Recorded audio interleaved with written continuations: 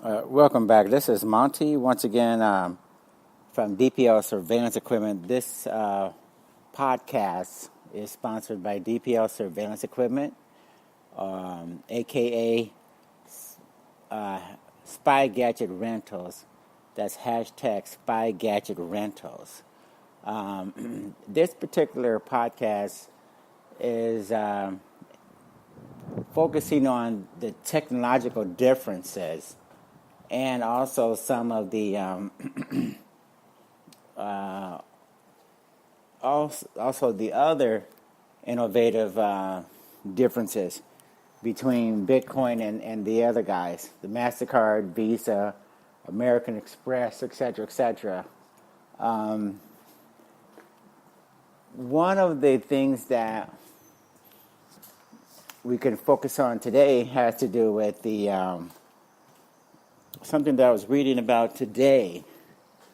Mastercard and Visa have come out with what they call innovative solutions.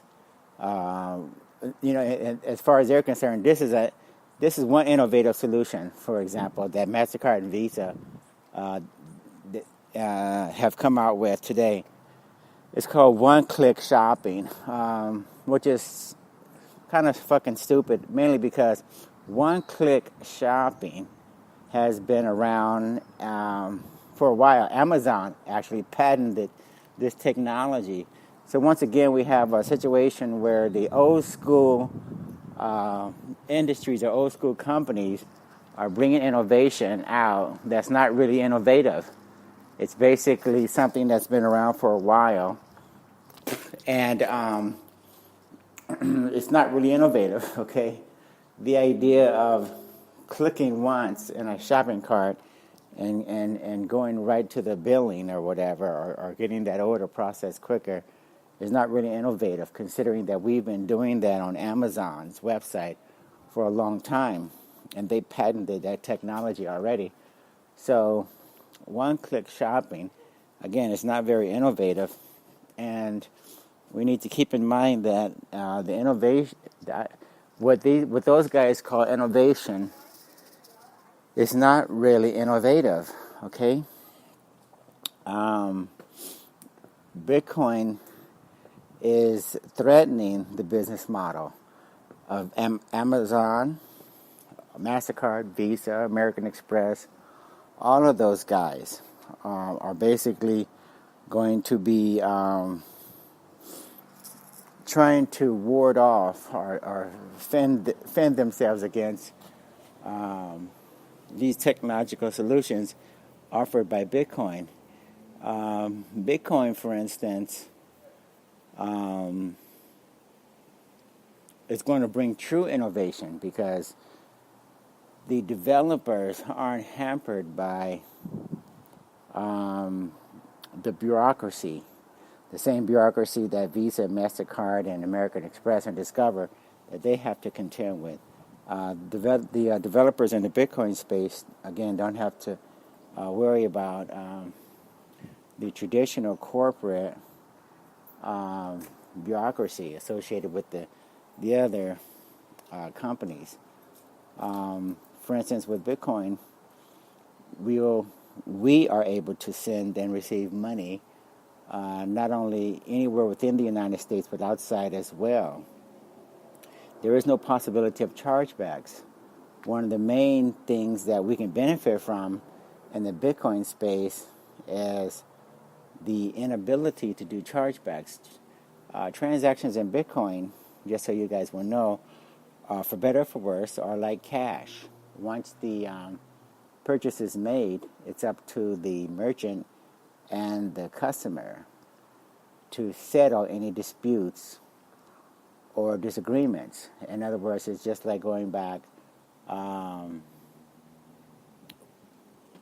in time when merchants, retailers, and customers had to know and trust each other. And if there was a disagreement, you went back to the general store, you went back to the original merchant, and you figured out how to hash out any issues. Now, it just so happens that in the Bitcoin space, if we want to use a third party. If we want to use an escrow company, then that's different. But by default, when you shop online, for instance, or do a Bitcoin transaction in any other fashion, person to person or otherwise, there is no middleman. There is no third party, for instance, that's going to get in the way of that transaction. So these are some unique things that are taking place in the Bitcoin space. So this is actually the way it should be, and this is actually the way it is in Bitcoin space. So again, the idea of doing away with chargebacks is a major bonus. When you do away with chargebacks, when you do away with third parties and middlemen, you minimize the amount of costs associated with the transaction. So again, the perception that Visa and Mastercard and American Express are providing security and charging us, because they do charge us more money for the illusion of security. When someone tells you that they're doing fraud checks for Visa or MasterCard transactions, that's basically a joke, because billions and billions of dollars of data records have been stolen by hackers, and that notion of security is a falsehood. So don't let anyone tell you that you're paying more money and that you should be paying more money, because MasterCard and Visa and such are offering fraud protection. There is no fraud protection.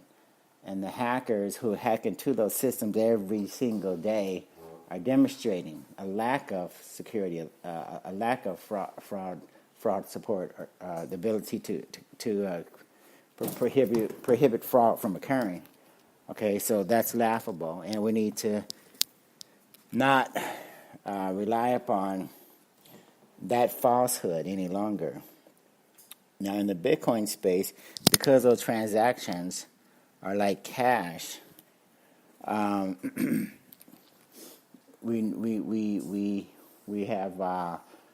have to put the burden back again on the merchant and the customer to settle those disputes without the illusion of fraud protection. So, but in the Bitcoin space, the good news is when we have confirmations as exhibited on the blockchain. The blockchain is a record-keeping, a public ledger system that actually can verify whether or not transactions are received or sent or not, and how much and all that. And that's a public record that anyone in the whole world can see.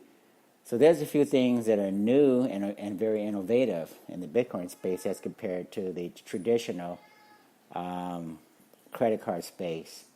And the innovations that we're promoting, that we're developing in the Bitcoin space, they go way beyond anything that MasterCard and Visa and American Express are willing to do or are capable of doing, okay?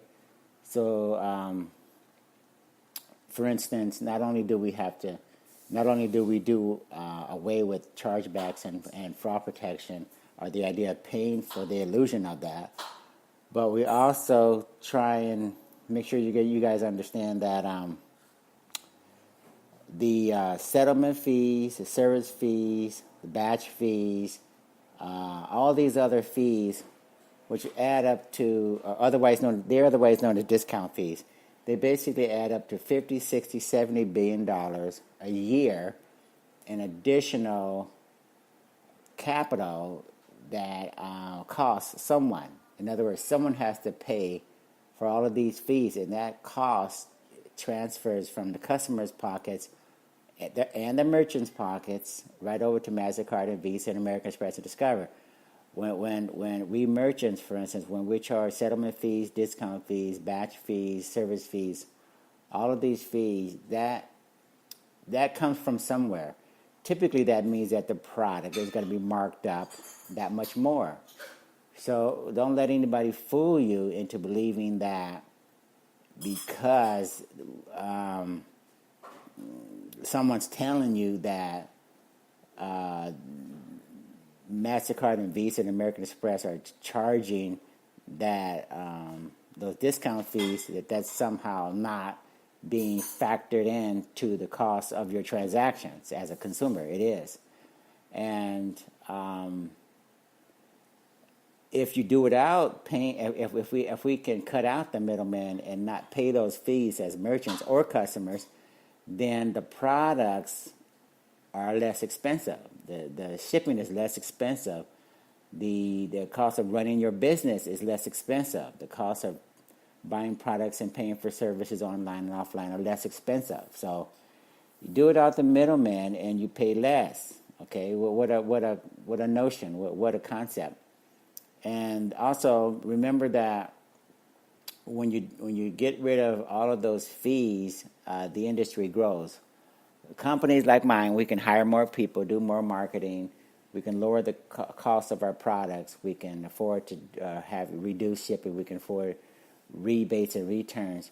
So don't be fooled into thinking that your stupid rewards points are offsetting the cost or the inconvenience for doing business with American Express, Mastercard, and Visa, because those rewards points, that is a made-up type of reward system that basically you've paid for over and above, way over and above what you should. So just because you're getting 1, 2, 3% rewards, remember, if nobody had to pay the extra 60, 70, 80 billion dollars every year annually, then that 1, 2, or 3% that you get back, you that would be dwarfed by true rewards that we could give you. If we gave you, for instance, I don't know, we could actually have our own reward system. We can give you cryptocurrency. We can give you some Ethereum, give you some Litecoin, give you some Bitcoin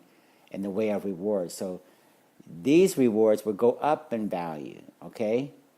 Unlike the dollar, the typical fiat currency that everybody is forced by armies and people with guns and the taxation system that throws you in jail and takes your property and takes your house. We can bypass that, okay? So again, if we have our own reward system, now you could get your own cryptos as a consequence of doing business with the same merchants, the same retailers that you ordinarily would do business with. So if you got some Ethereum, got some Litecoin, got some Bitcoin, got some of the other cryptos, then Ripple, whatever it is, you have the opportunity to have something that's going to go up in value. Your rewards points that you get from Amazon, Visa, MasterCard, or whoever, that 1, 2, 3%, that is not going to go up in value. It's impossible. But your cryptos, according to the history of Bitcoin at least, demonstrates that there is value there, there's the opportunity for appreciation, and you could have some very wealthy people if they're rewarded in cryptocurrency. So there's a lot of bonuses, a lot of pluses, and you haven't seen anything yet, because whatever the developers, whatever the customers, whatever we can imagine, we can incorporate into that. We can incorporate that into the transactions, the Bitcoin ecosystem, to make it work the way we want it to work. We don't have to settle for these crumbs and these pittances that are offered by the traditional fiat system. Anything you want to add to this, Carolyn? A podcast about the differences between Bitcoin and Mastercard and Visa, the rewards, the innovation, technology. Okay, so we're just going to wrap this up, but we just wanted to let you guys know that Mastercard and Visa, they just came out today talking about their innovation, which is one-click shopping, but that's not innovative. That's like introducing color faxing, the ability to fax documents in color, by the banks. When the bank's version of innovation is to offer us the ability to fax things in color, documents or something. As stupid as that sounds, that's their version of innovation. But we need to see true innovation, and we offer true innovation in the cryptocurrency space in terms of what you can do, what your transactions, what you can do with your currency, Multi-signature technology is something that we also offer. The ability to have 4 or 5 people required to sign off on something before money is transferred from point A to point B. Some other technological innovations might be having a hard wallet where you can have millions or billions of dollars in your own possession on your own hard wallet. You can take that from country to country without worrying about declaring anything because it's all digital. It's on your wallet. No one can take it away from you. The inability to have the inability to have someone seize your money or something as a result of you not paying taxes or whatever. That is that's impossible in the Bitcoin space, mainly because you have possession of your own assets, and no bank has it, no credit union has it, no third party has it. So again, we can make sure that seizure is a thing of the past as far as the asset seizure is concerned. When you have possession of your own money, no one can take it away from you. A lot of those things go out the window. So this is a whole new paradigm in the Bitcoin space in terms of what's happening. So, also, it looks like the CFTC, the Chicago Futures Trading Commission, is actually looking into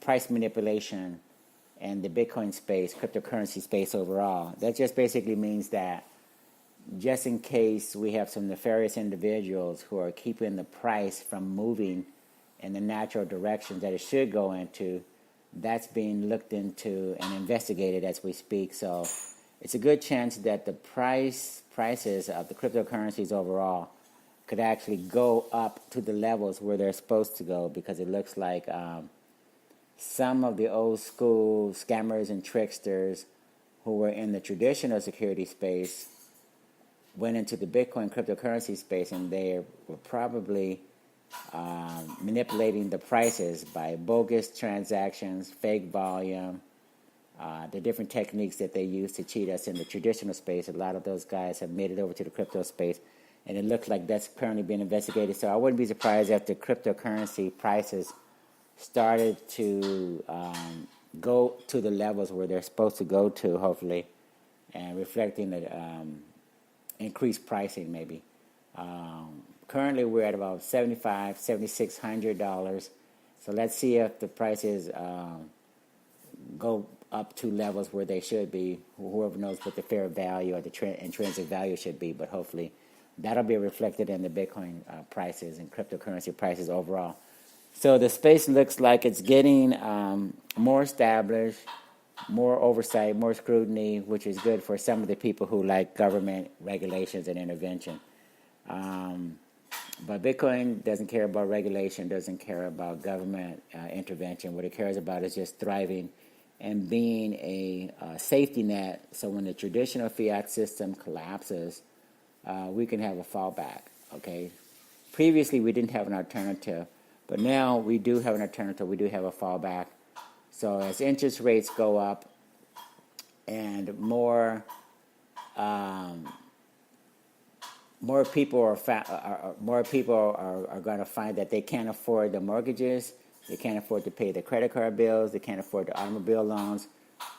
So as a traditional system crumbles and implodes, we're going to find that more people are going to migrate over into the cryptocurrency space because of the inability to deal with the complexities and the burdensomeness of the typical fiat system, okay? As the economy slows down and, again, interest rates go up and the $20 billion in debt that needs to be paid off, and that's going to expedite the collapsing of the traditional currency system. Anyway, we're going to let you guys know. We're going to let you guys go and hang in there if you have already participating in the cryptocurrency space. Hang in there. If you've been getting frustrated by the pricing, constantly going down or not going up at least, it looks like just by virtue of the fact that we're hanging in there and not going away. That's for sure. So the longer we can hang in there, the longer we can survive, the better off we're going to be. So anyway, you guys have a good day and take care. Bye.